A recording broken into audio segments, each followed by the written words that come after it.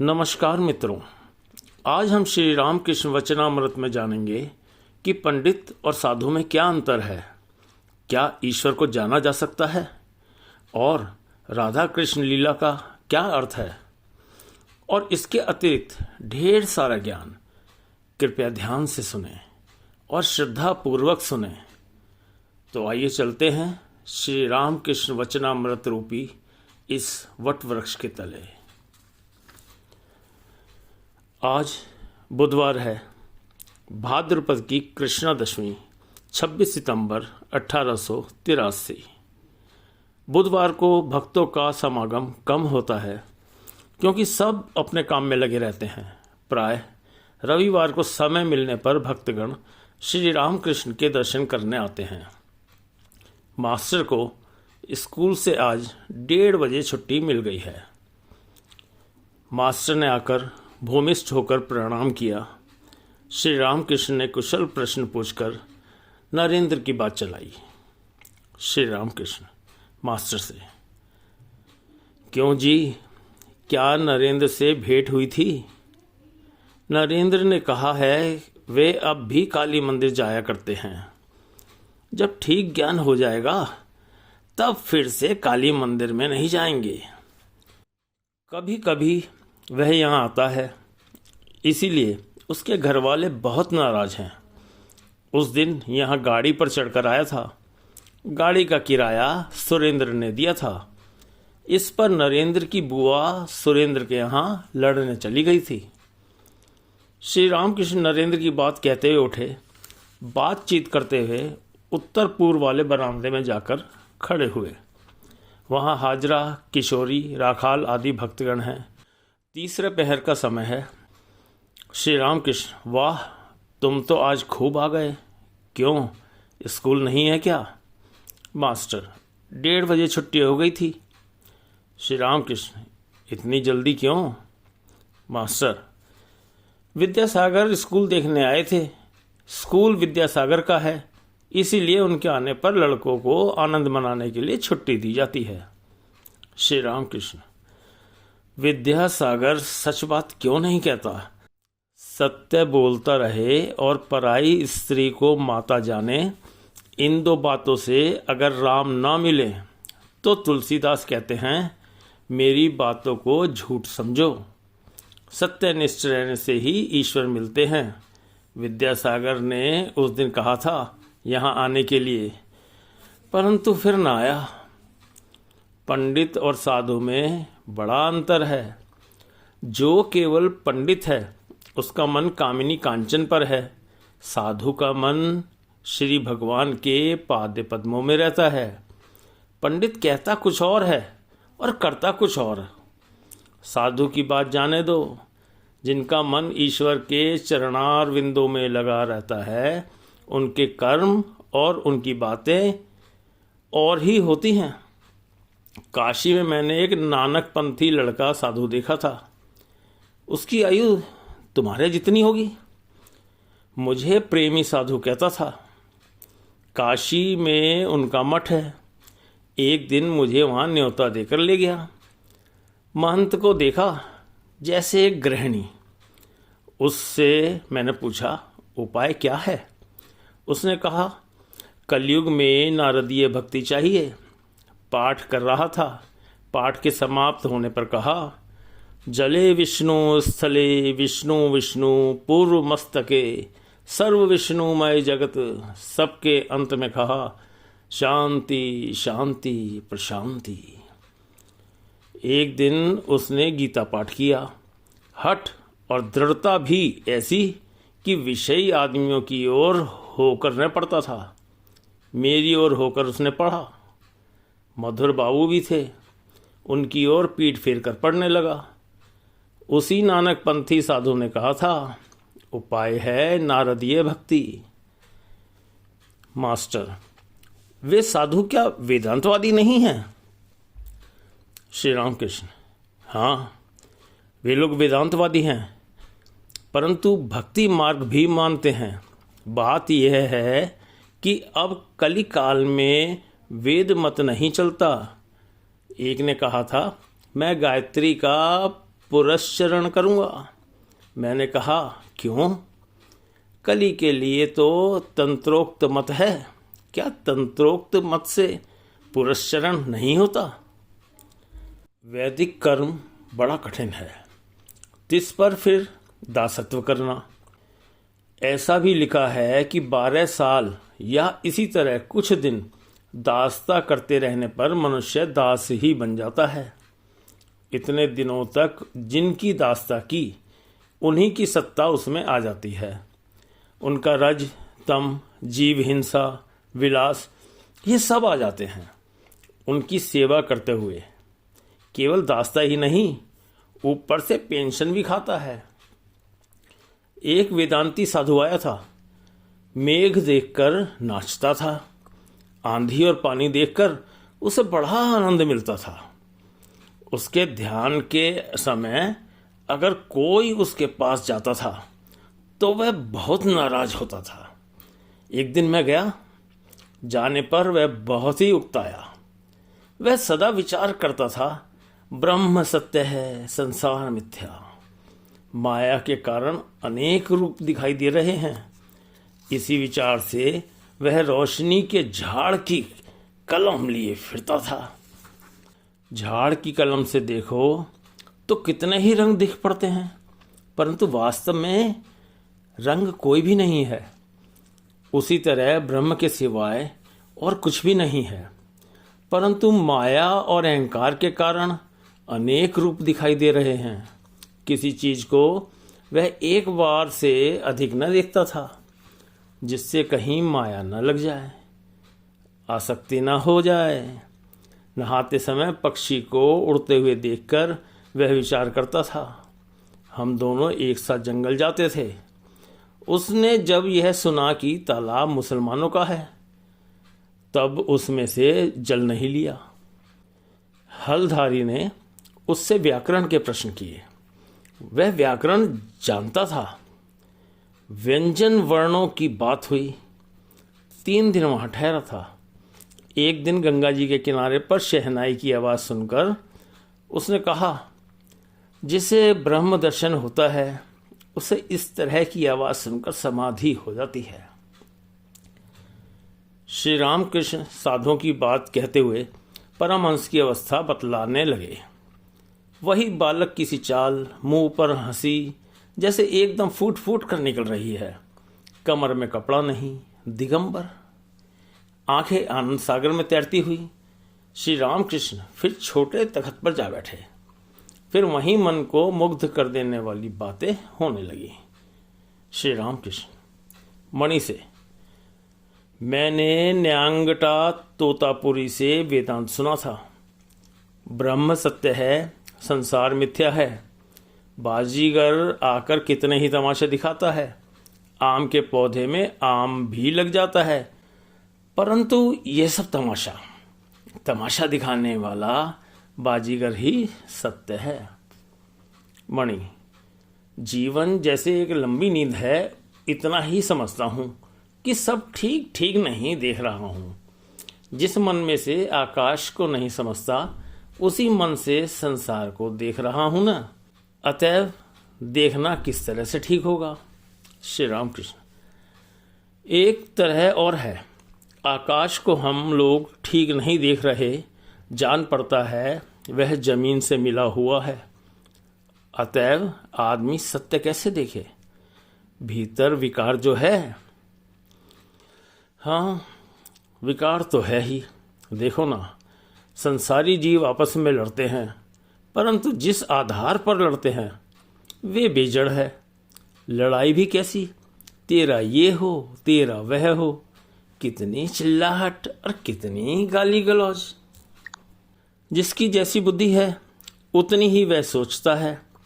मैं सब कुछ समझ गया। आप जैसा कहते हैं, एक चींटी चीनी के पहाड़ के पास गई थी। उसका जब एक ही दाने से पेट भर गया, तब उसने कहा, अब की बार आऊंगी तो पहाड़ का पहाड़ उठा ले जाऊंगी। इस पर श्री रामकृष्ण बोले, उन्हें कौन जान सकता है? मैं जानने की चेष्टा भी नहीं करता। मैं केवल माँ कहकर पुकारता हूँ। माँ चाहे जो करे, उनकी इच्छा होगी तो वे समझाएंगी और ना इच्छा होगी तो नहीं समझाएंगी। इसमें क्या है, मेरा स्वभाव बिल्ली के बच्चे की तरह है। बिल्ली का बच्चा केवल म्याऊं म्याऊं करके पुकारता है, इसके बाद उसकी माँ जहाँ रहती है वहीं रहता है। कभी कंडोरे में रखती है और कभी बाबू साहब के बिस्तरे पर। छोटा बच्चा बस माँ को ही जानता है, माता का कितना ऐश्वर्य है वह नहीं जानता, जानना भी नहीं चाहता। वह जानता है मेरे माँ है, मुझे क्या चिंता। नौकरानी का लड़का भी जानता है मेरे माँ है। बाबू के लड़के के पास अगर लड़ाई हो जाती है तो वह कहता है मैं अपनी माँ से कह दूंगा। मेरे माँ है कि नहीं, मेरा भी संतान भाव है। श्री रामकृष्ण अकस्मात अपने को दिखाकर अपनी छाती में हाथ लगाकर मणि से कहते हैं, अच्छा इसमें कुछ है, तुम क्या देखते हो। मणि निर्वाक भाव से श्री रामकृष्ण को देख रहे हैं। शायद सोच रहे हैं श्री रामकृष्ण के हृदय में साक्षात जगन माता है। क्या जीवों के कल्याण के लिए माँ स्वयं देह धारण कर आई हुई हैं। थोड़ी देर पहले श्री रामकृष्ण ने कहा है, ईश्वर के संबंध में अनुमान आदि लगाना व्यर्थ है। उनका ऐश्वर्य अनंत है। बेचारा मनुष्य मुंह से क्या प्रकट कर सकेगा। एक चींटी ने चीनी के पहाड़ के पास जाकर चीनी का एक कण खाया, उसका पेट भर गया। तब वह सोचने लगी, अब की बार आऊंगी तो पूरे पहाड़ को अपने बिल में उठा ले जाऊंगी। उन्हें क्या समझा जा सकता है। इसीलिए मेरा बिल्ली के बच्चे का सा स्वभाव है, माँ जहाँ भी रख दे मैं कुछ नहीं कहता, ना ही कुछ जानता हूँ। छोटे बच्चे नहीं जानते माँ का कितना ऐश्वर्य है। एक आदमी के पास एक बर्तन था। लोग उसके पास कपड़ा रंगवाने के लिए जाते थे। बर्तन में एक रंग तैयार रहता, परंतु जिसे जिस रंग की आवश्यकता होती उस बर्तन में कपड़ा डुबाने से वह उसी रंग का हो जाता। यह देखकर एक व्यक्ति विस्मित होकर रंगवाले से कहता है कि तुम स्वयं जिस रंग से रंगे हो वही रंग मुझे दो। क्या इस उदाहरण द्वारा श्री रामकृष्ण यही कह रहे हैं कि सभी धर्मों के लोग उनके पास आएंगे और आत्मज्ञान प्राप्त करेंगे। इसके बाद श्री रामकृष्ण फिर कह रहे हैं, एक वृक्ष पर एक गिरगिट था। एक व्यक्ति ने देखा हरा, दूसरे ने देखा काला और तीसरे ने पीला। इस प्रकार अलग अलग व्यक्ति अलग अलग रंग देख गए। बाद में वे आपस में विवाद कर रहे हैं। एक कहता है वह जंतु हरे रंग का है, दूसरा कहता है नहीं लाल रंग का, कोई कहता है पीला, और इस प्रकार आपस में सब झगड़ रहे हैं। उस समय वृक्ष के नीचे एक व्यक्ति बैठा था। सब मिलकर उसके पास गए। उसने कहा, मैं इस वृक्ष के नीचे रात दिन रहता हूँ, मैं जानता हूँ वह बहरूपिया है, क्षण क्षण में रंग बदलता है, फिर कभी कभी इसके कोई रंग नहीं रहता। क्या श्री रामकृष्ण यही कह रहे हैं कि ईश्वर सगुण है, भिन्न भिन्न रूप धारण करता है, फिर निर्गुण है, कोई रूप नहीं है। वाक्य मन से परे है और वे स्वयं भक्ति योग, ज्ञान योग आदि सभी पथों से ईश्वर के माधुर्य का रस पीते हैं। असल बात यह है कि उनसे प्रेम करना चाहिए, उनके माधुर्य का आस्वादन करना चाहिए। वे रस हैं और भक्त रसिक, भक्त उस रस का पान करते हैं। वे पद्म हैं और भक्त भौरा, भक्त पद्म का मधु पीता है। भक्त जिस प्रकार भगवान के बिना नहीं रह सकता, भगवान भी भक्त के बिना नहीं रह सकते। उस समय भक्त रस बन जाता है और भगवान बनते हैं रसिक। भक्त बनता है पद्म और भगवान बनते हैं भौरा। वे अपने माधुर्य का आस्वादन करने के लिए दो बने हैं, इसीलिए राधा कृष्ण लीला हुई है, समझे। तीर्थ, गले में माला, नियम, ये सब पहले पहल करने पड़ते हैं। वस्तु की प्राप्ति हो जाने पर, भगवान का दर्शन हो जाने पर बाहर का आडंबर धीरे धीरे कम होता जाता है और उस समय उनका नाम लेकर रहना और स्मरण मनन करना ठीक है। 16 रुपयों के पैसे अनेक होते हैं, परंतु जब 16 रुपये इकट्ठे किए जाते हैं तो उतने अधिक नहीं दिखते। फिर उनके बदले में जब गिन्नी बनाई तो कितना कम हो गया। फिर उसे बदलकर यदि छोटा सा हीरा लाओ तो लोगों को पता तक नहीं लगता। गले में माला नियम आदि न रहने से वैष्णवगण आक्षेप करते हैं। क्या इसीलिए श्री रामकृष्ण कह रहे हैं कि ईश्वर दर्शन के बाद माला दीक्षा आदि का बंधन उतना नहीं रह जाता, परंतु प्राप्त होने पर बाहर का काम कम हो जाता है।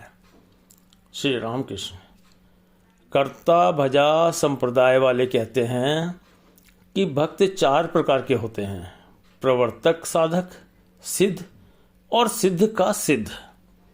प्रवर्तक तिलक लगाते हैं, गले में माला धारण करते हैं और नियम पालन करते हैं। साधक, इनका उतना बाहर का आडंबर नहीं रहता, उदाहरणार्थ बाउल। सिद्ध, जिसका स्थिर विश्वास है कि ईश्वर है। सिद्ध के सिद्ध, जैसे चैतन्य देव, उन्होंने ईश्वर का दर्शन किया है और सदा उनसे वार्तालाप करते रहते हैं। सिद्ध के सिद्ध को ही वे लोग साईं कहते हैं। साईं के बाद और कुछ नहीं रह जाता। साधक भिन्न भिन्न प्रकार के होते हैं। सात्विक साधना गुप्त रूप से होती है। इस प्रकार का साधक साधन भजन को छिपाता है। देखने से वह साधारण लोगों की तरह जान पड़ता है। मच्छरदानी के भीतर बैठा ध्यान करता रहता है। राजसिक साधक बाहर का आडंबर रखता है। गले में जपमाला, भेष, गेरुआ वस्त्र, रेशमी वस्त्र, सोने के दाने वाली जपमाला, मानो साइन बोर्ड लगाकर बैठा है। वैष्णव भक्तों की वेदांत मत पर अथवा शाक्त मत पर उतनी श्रद्धा नहीं है। श्री रामकृष्ण बलराम के पिता को उस प्रकार के संकीर्ण भाव को त्यागने का उपदेश दे रहे हैं। श्री रामकृष्ण, जो भी धर्म हो, जो भी मत हो, सभी उसी एक ईश्वर को पुकार रहे हैं। इसीलिए किसी धर्म अथवा मत के प्रति अश्रद्धा या घृणा नहीं करनी चाहिए। वेद उन्हें ही कह रहे हैं, सच्चिदानंद ब्रह्म। भागवत आदि पुराण उन्हें ही कह रहे हैं, सच्चिदानंद कृष्ण। और तंत्र कह रहे हैं, सच्चिदानंद शिव। वही एक सच्चिदानंद है। वैष्णवों के अनेक संप्रदाय हैं। वेद जिन्हें ब्रह्म कहते हैं, वैष्णवों का एक दल उन्हें अलख निरंजन कहता है। अलख अर्थात जिन्हें लक्ष्य नहीं किया जा सकता, इंद्रियों द्वारा देखा नहीं जा सकता। वे कहते हैं राधा और कृष्ण अलख के 2 बुलबुले हैं। वेदांत मत में अवतार नहीं है। वेदांतवादी कहते हैं राम कृष्ण ये सच्चिदानंद रूपी समुद्र की 2 लहरें हैं। एक के अतिरिक्त 2 तो नहीं हैं। चाहे जिस नाम से कोई ईश्वर को पुकारे, यदि वह पुकार हार्दिक हो तो वह उसके पास अवश्य ही पहुंचेगी। श्री रामकृष्ण भाव में विभोर होकर भक्तों से ये सब बातें कह रहे हैं। श्री रामकृष्ण मास्टर के प्रति, अच्छा ये लोग इतना जप करते हैं, इतना तीर्थ करते हैं, फिर भी इनकी प्रगति क्यों नहीं होती? मानो 18 माह का इनका 1 वर्ष होता है। हरीश से कहा, यदि व्याकुलता न रहे तो फिर वाराणसी जाने की क्या आवश्यकता? व्याकुलता रहने पर यहीं पर वाराणसी है। इतना तीर्थ, इतना जप करते हैं, फिर भी कुछ क्यों नहीं होता? व्याकुलता नहीं है। व्याकुल होकर उन्हें पुकारने पर वे दर्शन देते हैं और अवश्य देते हैं। नाटक के प्रारंभ में रंगभूमि पर बड़ी गड़बड़ी मची रहती है। उस समय श्री कृष्ण का दर्शन नहीं होता। इसके बाद नारद ऋषि जिस समय व्याकुल होकर वृंदावन में आकर वीणा बजाते हुए पुकारते हैं और कहते हैं, प्राण हे गोविंद मम जीवन, उस समय कृष्ण और ठहर नहीं सकते, गोपालों के साथ सामने आ ही जाते हैं। श्री राम कृष्ण जिनका उदार भाव है वे सभी देवताओं को मानते हैं, कृष्ण, काली, शिव, राम आदि। परंतु निष्ठा भक्ति एक चीज है। गोपियां जब मथुरा में गईं तो पगड़ी पहने हुए कृष्ण को देखकर उन्होंने घूंघट काढ़ लिया और कहा, ये कौन है?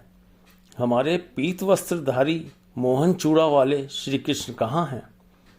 हनुमान की भी निष्ठा भक्ति है। द्वापर युग में द्वारका में जब आए तो कृष्ण ने रुक्मणी से कहा, हनुमान राम रूप न देखने से संतुष्ट न होगा, इसीलिए राम रूप में उन्हें दर्शन दिया। कौन जाने भाई, मेरी यही एक स्थिति है। मैं केवल नित्य से लीला में उतर आया हूँ और फिर लीला से नित्य में चला जाता हूँ। नित्य में पहुँचने का नाम है ब्रह्म ज्ञान। बड़ा कठिन है।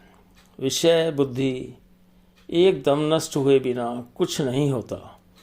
हिमालय के घर जब भगवती ने जन्म लिया तो पिता को अनेक रूपों में दर्शन दिया। हिमालय ने उनसे कहा, मैं ब्रह्म दर्शन की इच्छा करता हूँ। तब भगवती ने कहा, पिताजी यदि वैसी इच्छा हो तो सत्संग करना पड़ेगा। संसार से अलग होकर बीच बीच में निर्जन में साधु संग कीजिए। उस एक से ही अनेक हुए हैं, नित्य से ही लीला है। एक ऐसी अवस्था है जिसमें अनेक का बोध नहीं रहता और न एक का ही, क्योंकि एक के रहते ही अनेक आ जाता है। वे तो उपमाओं से रहित हैं, उन्हें उपमा देकर समझाने का उपाय नहीं है। अंधकार और प्रकाश के मध्य में हैं।